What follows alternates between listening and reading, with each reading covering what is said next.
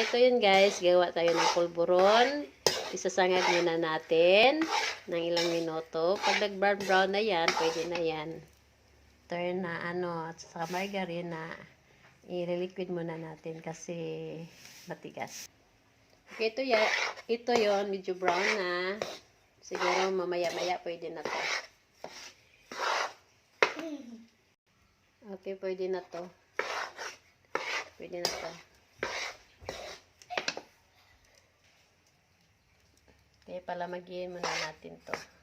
Pag lumamig na, saka natin lagyan ng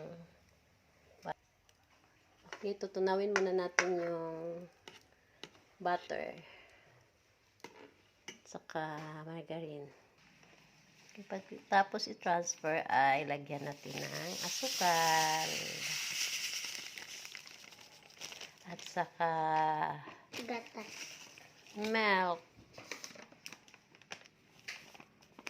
Sidaan aron.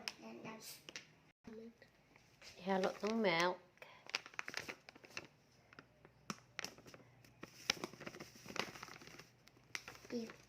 Gamay na nabili. At haluin. Gamay na.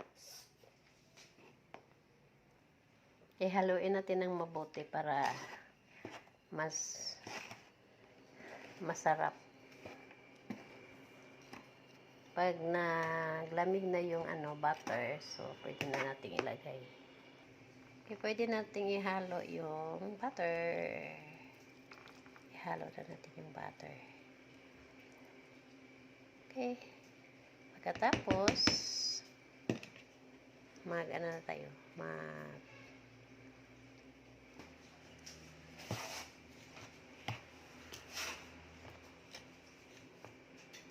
Okay, magandaan tayo sa pagbabalot ng ating pulburon. Ito na yun, guys. O, ito. Ito na yun. Ito yun, guys.